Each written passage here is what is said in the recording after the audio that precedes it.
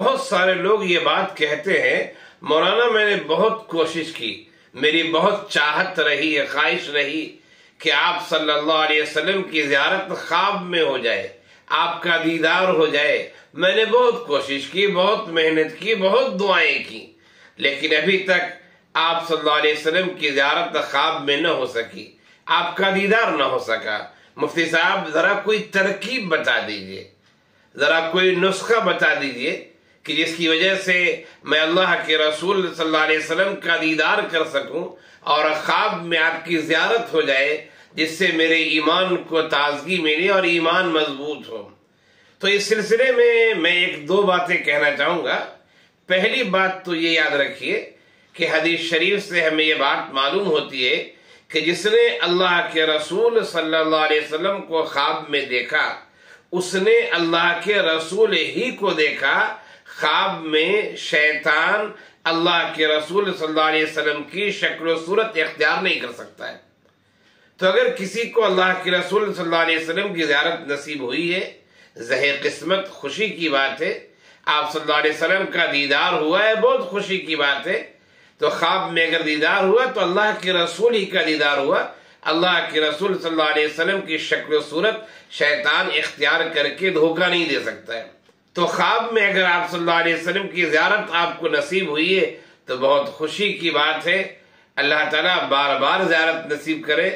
لیکن ایک بات یاد رکھیے کہ قرآن و حدیث جب ہم پڑھتے ہیں تو قرآن میں کہیں اور احادیث میں کہیں ایسا نسخہ نہیں بتایا گیا ہے، ایسی کوئی ترکیب نہیں ہے کہ جس کے بارے میں اللہ کے رسول صلی اللہ علیہ وسلم نے کہا ہو کہ یہ دعا پڑھو، یہ وظیفہ اختیار کرو تو میں تمہارے خواب میں آ جاؤں گا۔ ایسی بات نہ قرآن میں نہ حدیث میں۔ ہاں ایک بات کہنا چاہوں گا کہ علماء کرام نے، بزرگان دین نے، اولیاء اعظام نے اپنے اپنے تجربات بیان کیے ہیں۔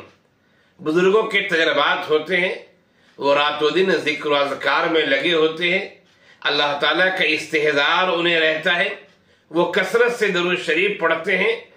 یقیناً درود کے پڑھنے کی وجہ سے، یا کہا جائے کہ کثرت درود کی وجہ سے، مخصوص اوراد و وظائف کی وجہ سے، ذکر الہی کی وجہ سے، اذکار اور اوراد و وظائف کی وجہ سے اپنا اپنا تجربہ ہو سکتا ہے کہ میں نے اتنی بار درود شریف پڑھی، میں نے یہ ذکر کا اہتمام کیا تو مجھے اللہ کے رسول صلی اللہ علیہ وسلم کی زیارت نصیب ہوئی۔ تو یہ اپنا تجربہ ہو سکتا ہے، یہ اپنی باتیں ہو سکتی ہیں۔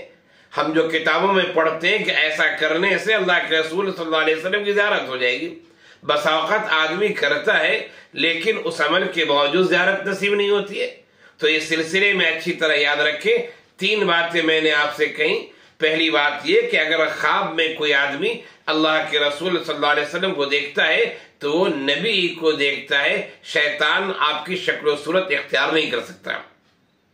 دوسری بات یہ کہ قرآن میں اور حدیث میں ایسا کوئی وظیفہ، ایسا کوئی نسخہ، ایسی کوئی دعا ذکر نہیں ہے کہ اس دعا کی وجہ سے، اس ذکر و اذکار کے اہتمام کی وجہ سے ہمیں اللہ کے رسول صلی اللہ علیہ وسلم کی زیارت نصیب ہو جائے گی، ایسی کوئی بات نہیں ہے۔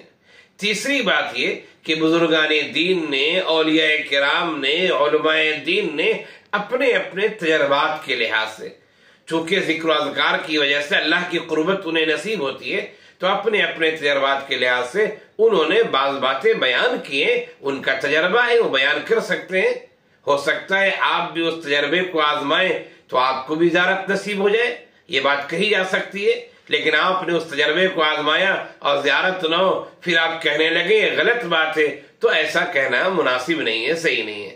اللہ ہم سب کو شریعت پر چلنے والا بنائے، آمین یا رب العالمین۔ اور ہم دعا کرتے ہیں کہ آپ کو بھی اور ہمیں بھی اللہ کے رسول صلی اللہ علیہ وسلم کی زیارت نصیب ہو، بار بار نصیب ہو، اور ہمیں اور آپ کو کثرت سے درود شریف پڑھنے کی اللہ توفیق دے۔ خاص طور سے جمعہ کی جو رات ہوتی ہے، جمعے کے دن درود شریف کا اہتمام خاص طور سے کرنا چاہیے۔ انشاءاللہ درود شریف کے اہتمام کی وجہ سے، ذکر و اذکار کی وجہ سے، اللہ نے چاہا تو ہمیں بھی اللہ کے رسول صلی اللہ علیہ وسلم کی زیارت نصیب ہو سکتی ہے۔